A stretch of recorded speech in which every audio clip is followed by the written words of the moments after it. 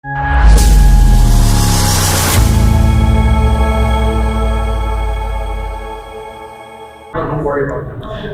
welcome to Education 2.0 conference. I'm Shreyoshi and I have with me Jamilah Hud-Kirk, who's the Executive Director, Elementary Academics, Clayton County Public Schools. Welcome, ma'am. Can you please introduce yourself and the school and the organization? Absolutely. My name is Jamilah Hud-Kirk and I currently serve as Executive Director of Clayton County Public Schools in Jonesboro, Georgia, in the United States. And I have been in education actually 30 years exactly. 30 years in education. I've served as a teacher, district administrator, school administrator. Wow. And also serve as an executive coach in my private practice.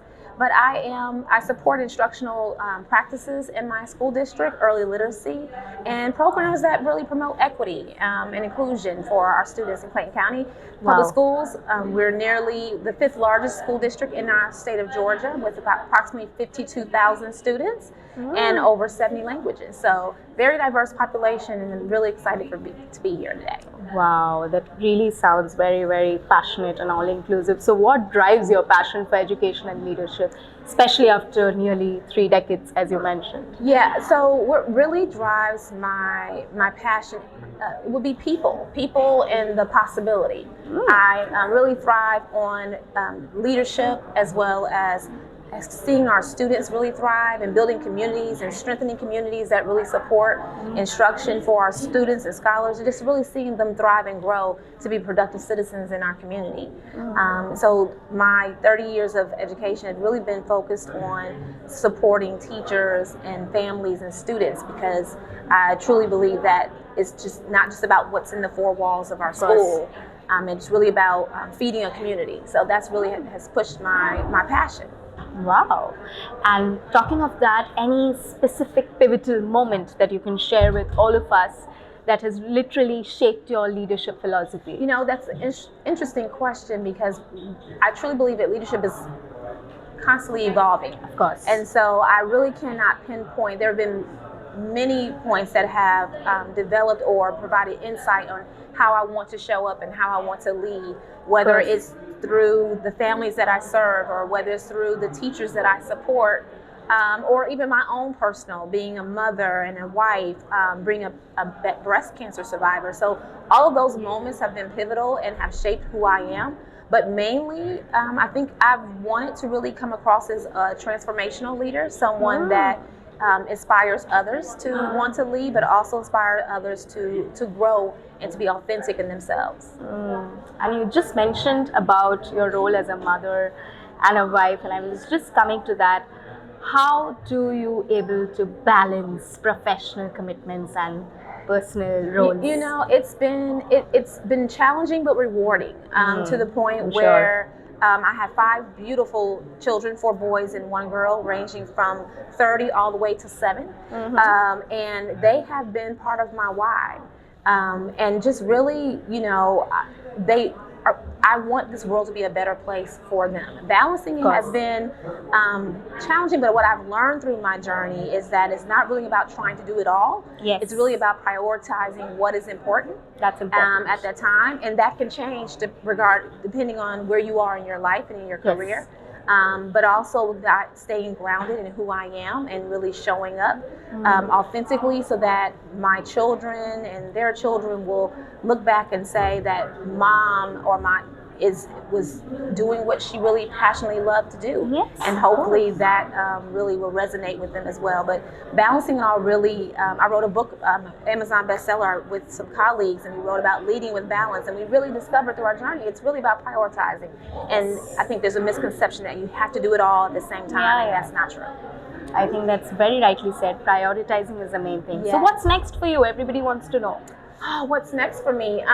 Really, I'm a doctoral candidate as of this past weekend, so I'm really excited about really pursuing my doctoral degree, continuing also my journey in my leadership in my school district, and really promoting, which is really passionate for me, is promoting literacy and equity, and creating initiatives in our district that really provides equity to our students and really builds in our community. But also on the side, really developing other leaders. I really feel that, you know, I can't do this work alone, and that you should always reach back and pull someone else up with you. So I'm looking forward to at some point when I get through this journey of my own schooling and also putting my own children through schooling, really going back to that executive coaching and really developing other leaders and pouring to those leaders.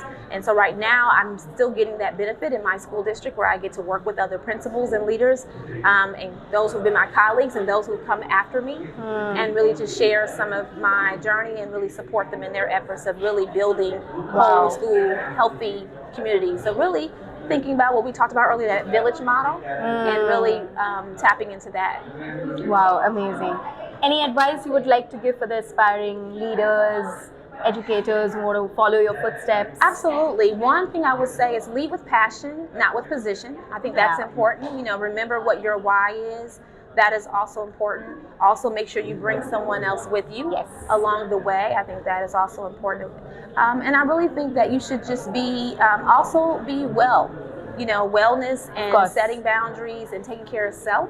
Yes. I hear every day about educators, whether they're leaders or teachers, who are leaving the profession. And leadership does not have to be lonely. Find your village. Find those individuals who will really pour into you. Find your, what Oprah Winfrey calls your gallon-sized people, those who you aspire to be and those who can sit next to you and really do this work with you, because it really is needed. And we need leaders such as those who are here today, and those with those global perspectives and who are really ready to roll those sleeves up and put in the work. So that would be my advice for those who would truly want to lead, and just remember your why. I think that's really important. I think you've pretty much summed up your professional and personal journey. But before I let you go, we are at Education 2.0 conference. So how does it feel? How has it been? How has the networking, learning opportunities been like? It's been really invigorating. It's been very enlightening. One of the things that I've learned is that I really enjoy the global perspectives.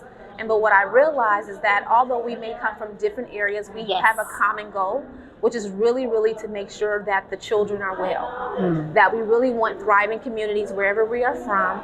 And we also want, when we become elders, we want those who are taking care of us to also lead the work, right, and move the work forward. And I think that's also important as well. So that nothing else I've learned that we're all have different perspectives, but we all can do this work together. And so I'm looking forward to learning from each other and taking some of these ideas back to my community. And then hopefully, inshallah, returning so that I can also be a good steward of the work as well. On that note, one last and final question. If people would like to reach out to you for future collaborations, how may they do so? Thank you. So they can reach out to me on LinkedIn. LinkedIn is always soundproof. And on Instagram, I'm Principal Captain Kirk, because once a leader, always a leader. Always a leader. And so those are the avenues in which they can reach out to me. Perfect. I hope people have taken note of that. On that note, we sign off. Thank you so much, ma'am. Thank you.